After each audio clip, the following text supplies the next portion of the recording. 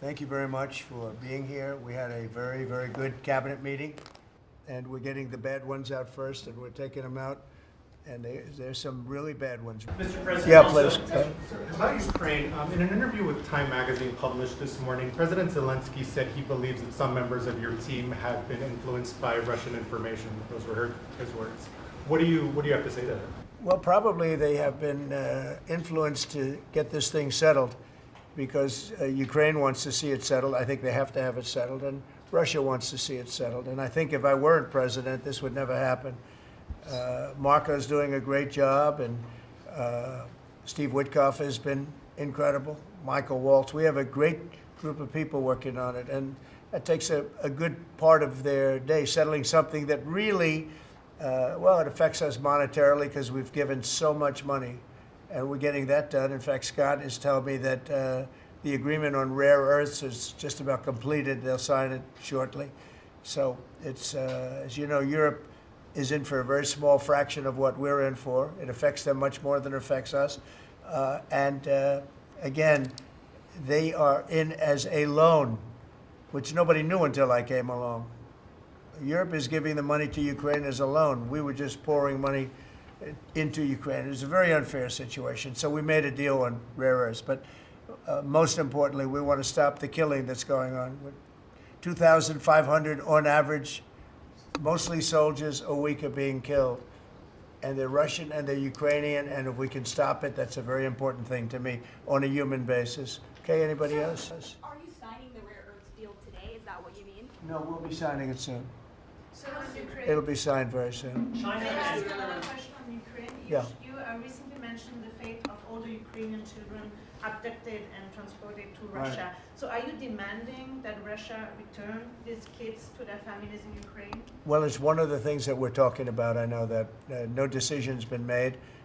We're talking about territory right now. We're talking about lines of demarcation. We're talking about power plant ownership. Some people are saying the United States should own the power plant and then work it that way because we have the expertise to fix it up, et cetera, et cetera. It's okay. That would something like that would be fine with me. But they are talking about ownership of the big nuclear power plant in particular. But all of these things will come up, and they have come up, and that has been discussed, yes. Seems they're all coming back. We have probably identified maybe $4 trillion worth of companies. I would like to ask maybe Marco to say a few words on what's happening with respect to, in particular, Russia, Ukraine, where we have some pretty good news. I think we want to get it stopped. We're losing 2,500 young people, and these are Russian and Ukrainian people largely. And they're not American people, but on a human basis, we want to get it stopped, and we want to stop spending billions and billions of dollars to a country that we think it's time, and we're doing pretty well. Marco, do you want to say something? Yeah, Mr. President, first of all, I think the American people should be proud that we have a president that's promoting peace and the end of conflict on this planet. This is a war that's gone on for 3 years, as you pointed out, that, as you rightly pointed out, would have never happened had you been president, but now it's here, and it needs to be brought to an end. There is no military solution to this war. It has to end through negotiation. And there's only one leader in the world that's capable of bringing two sides to a table, and that's our president, the President of the United States, President Trump. And that's what he's done.